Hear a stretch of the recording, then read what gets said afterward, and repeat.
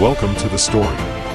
Don't forget to like, subscribe, and support me. In the distant future, Earth had fallen, its once thriving cities reduced to smoldering ruins, and its people scattered or enslaved. The Alien Coalition, an unholy alliance of several advanced extraterrestrial races, had swept through the galaxy, crushing humanity's defenses with ruthless efficiency. Only a handful of survivors remained, and they had retreated to the last place of refuge, an ancient fortress hidden deep within the Himalayas. The Citadel of Hope, as it was known, stood as Earth's final line of defense. Carved into the very rock of the mountains, this fortress had withstood the test of time and countless battles, its walls still bearing the scars of wars long forgotten. The fortress was both a relic of humanity's past and a beacon of their unyielding spirit. Inside its cold stone walls, Major Daniel Ironclad Hastings, a man once celebrated as Earth's greatest military mind, now walked its corridors burdened by defeat and loss. Hastings had seen the worst of the invasion, the fall of New York, the incineration of Tokyo, the glassing of London. He had led countless battles, only to watch them end in the same devastating conclusion: human defeat. His once iron resolve had been worn down by the relentless onslaught, but he had never surrendered.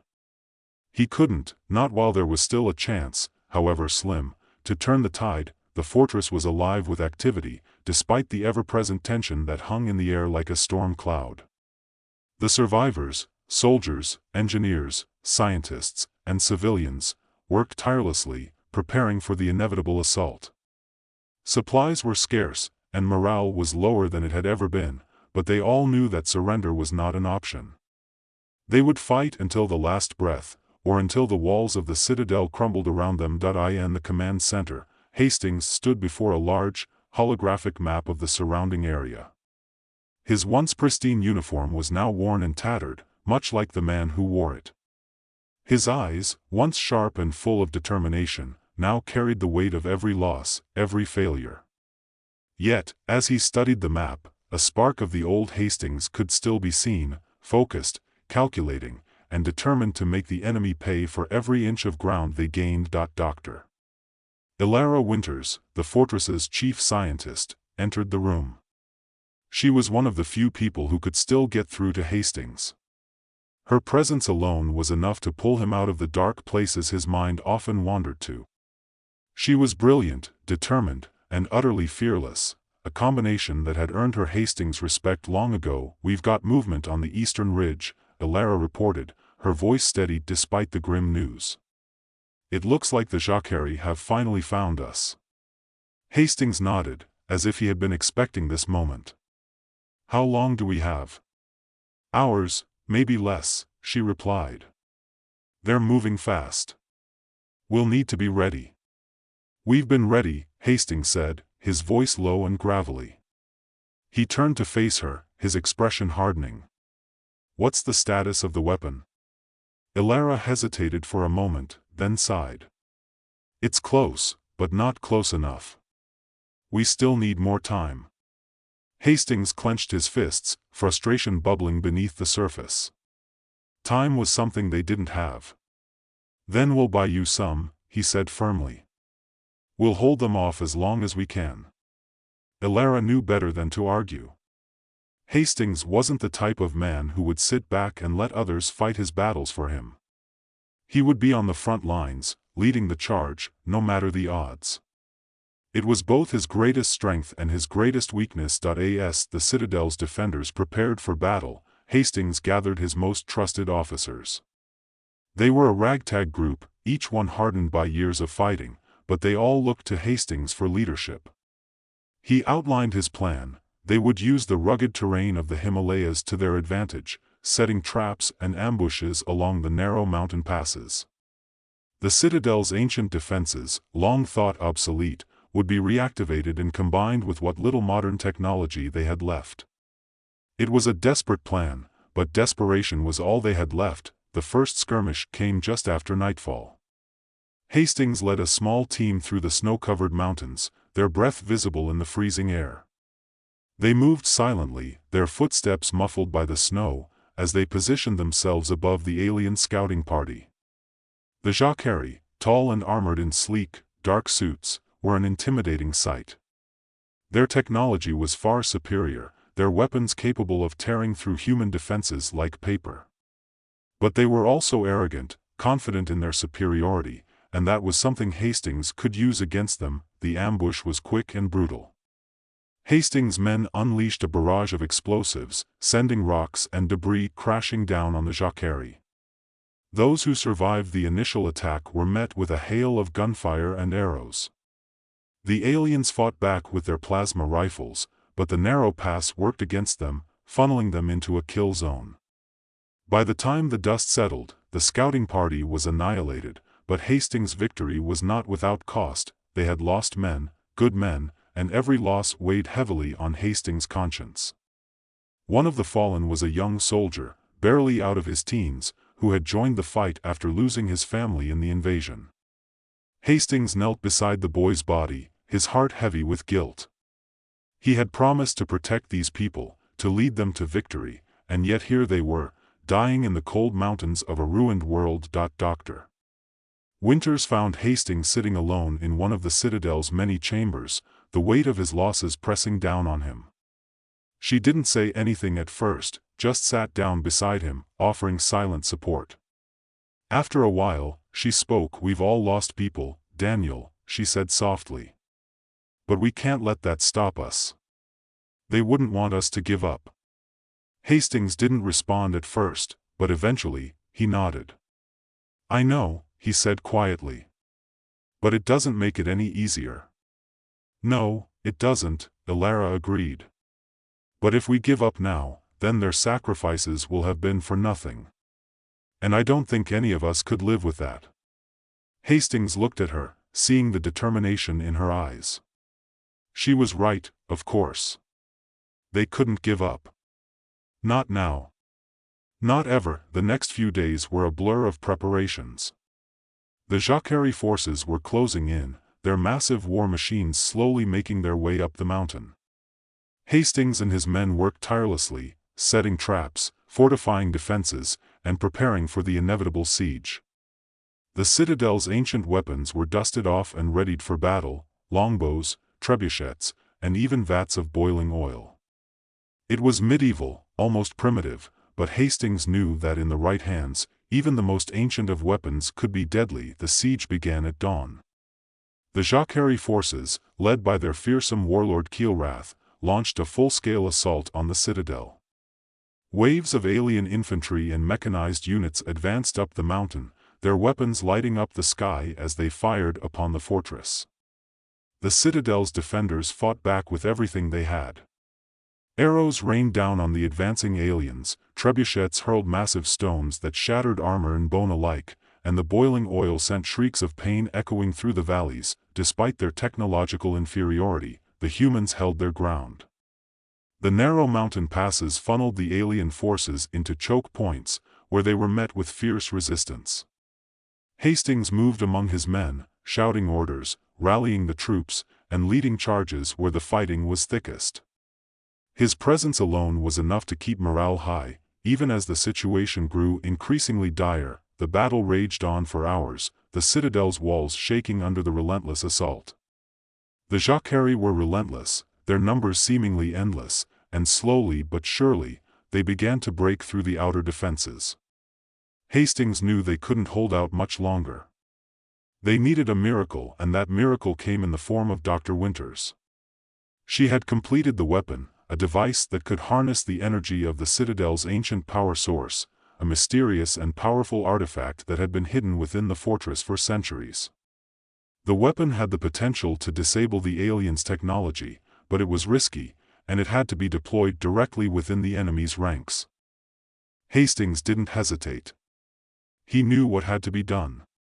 He gathered a small team and prepared for what would likely be his final mission. They would infiltrate the enemy lines, deploy the weapon, and give humanity a fighting chance. It was a suicide mission, but Hastings had long ago made peace with the fact that he might not survive this war. All that mattered was that the citadel, and the people within it, did. Under the cover of darkness, Hastings and his team made their way through the labyrinth of tunnels beneath the citadel. These tunnels had been carved out long ago, a secret escape route for when the fortress was under siege.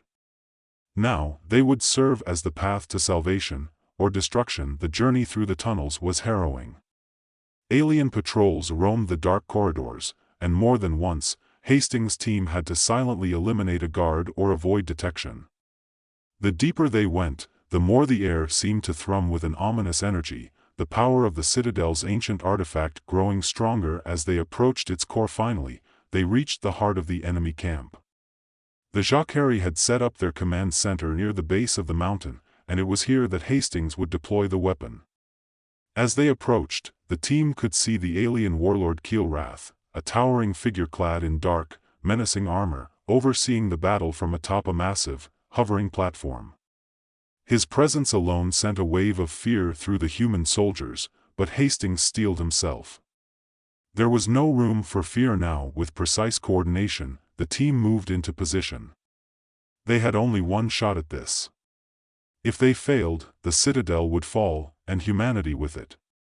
Hastings placed the device at the center of the command post, his hand steady despite the chaos around him. As the device powered up, Keelrath's attention turned towards them. The warlord roared, signaling his troops to attack, but it was too late. The device activated, unleashing a powerful electromagnetic pulse that rippled through the air, disrupting and disabling all alien technology in its path. The Jacquerie war machines ground to a halt, their weapons went dead, and their communication systems went offline, but the pulse did more than just disable the enemy's technology. It also triggered a massive feedback loop within the Citadel's ancient power source. The resulting explosion was catastrophic, engulfing the entire area in a blinding flash of light. When the dust settled, the Citadel still stood, though its ancient walls were cracked and crumbling. The Jacquerie forces were in disarray, their once unbeatable technology rendered useless.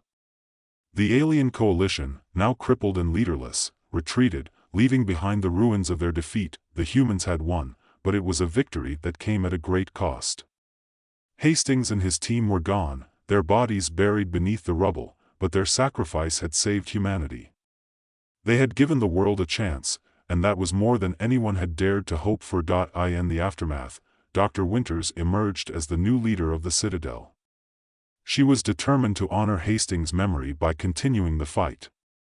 The survivors began to rebuild, fortifying the Citadel and preparing for the day when the aliens would return.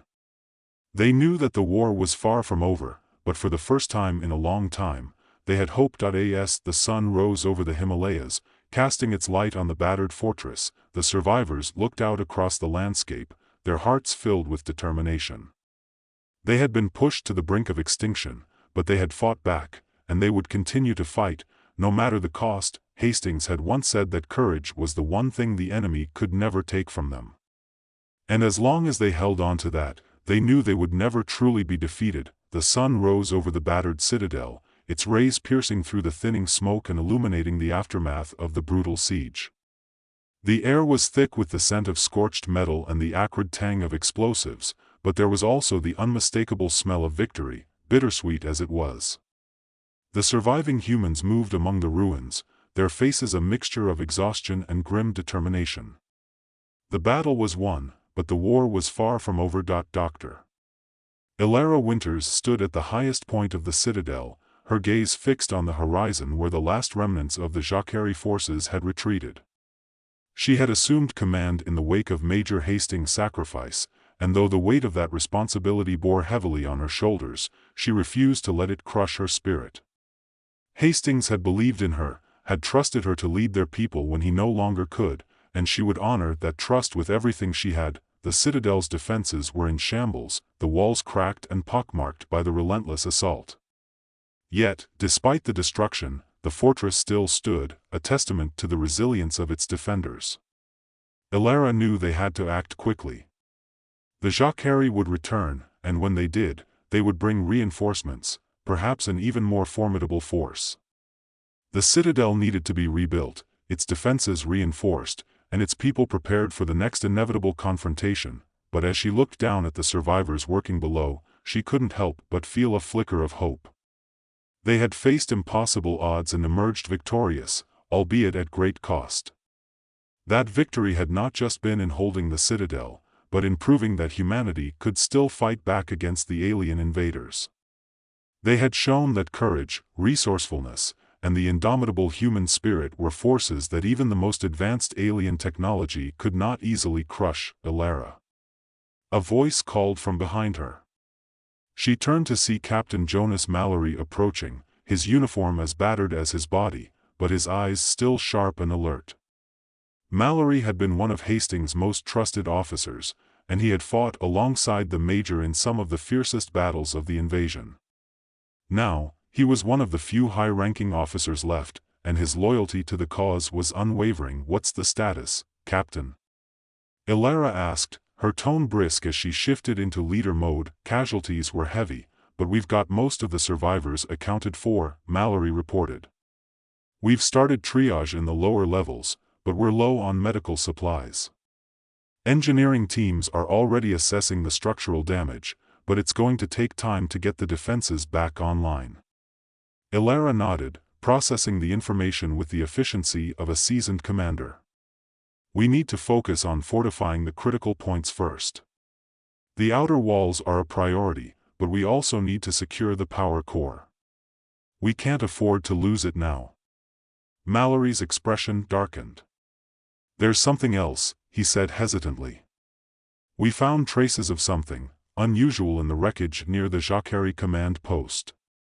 It looks like some kind of beacon or transmitter, but our techs haven't been able to identify its purpose yet." Elara's heart skipped a beat. "A beacon?" she repeated, her mind racing. "If it's a transmitter, it could be calling for reinforcements, or worse, it could be signaling their entire fleet." "That's what we're afraid of," Mallory admitted. "We've got the device in containment, but we need more time to figure out what it's doing." Time was the one thing they didn't have. If the Jacquerie had indeed sent out a signal, it meant their time to prepare was even shorter than she had feared. Elara knew they couldn't just sit and wait for the next attack.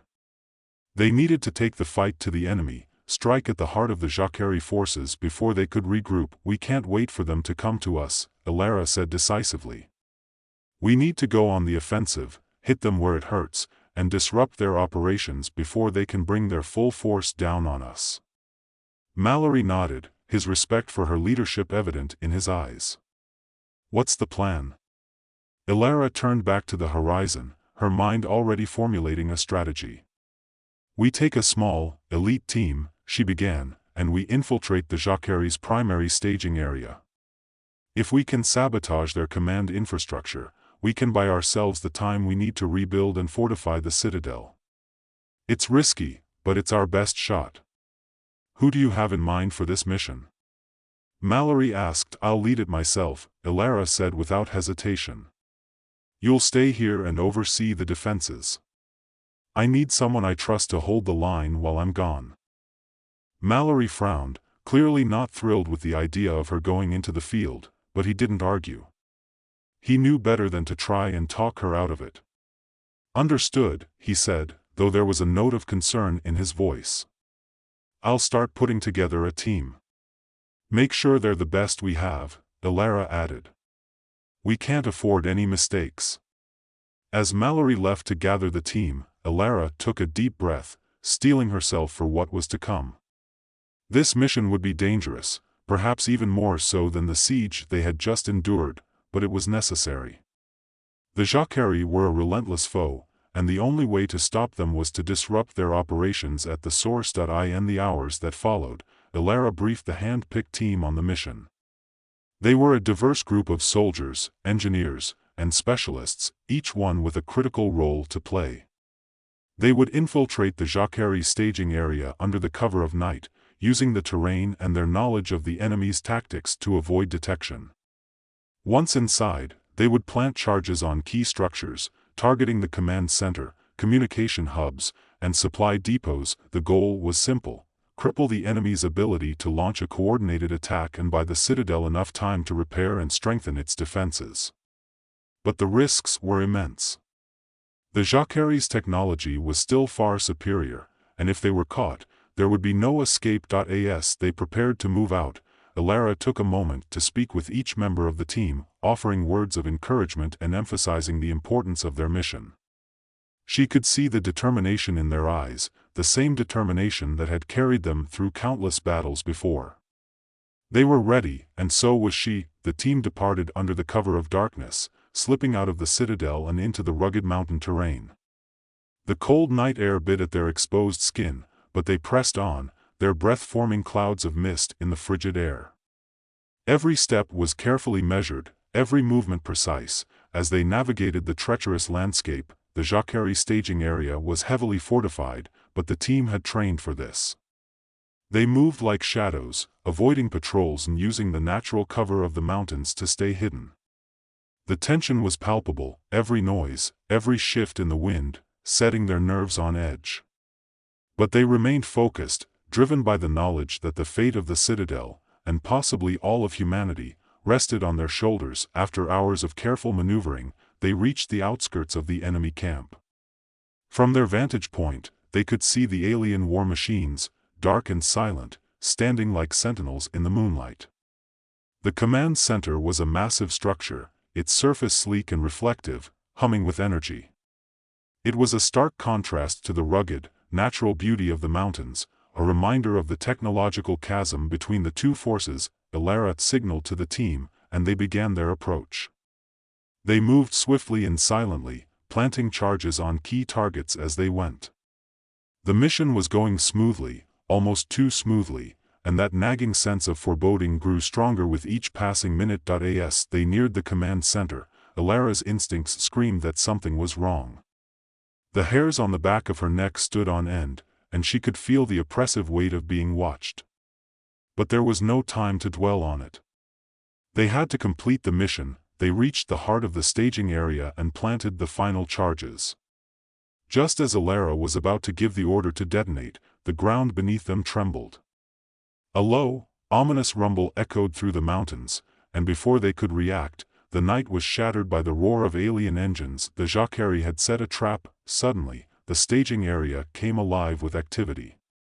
Alien soldiers poured out from hidden bunkers, their weapons trained on the human team. Elara and her comrades barely had time to take cover as plasma bolts streaked through the air, lighting up the night in a deadly display of energy. The team fought back with everything they had, but they were outnumbered and outgunned. The charges they had planted were their only hope, but detonating them now would mean sacrificing themselves in the process.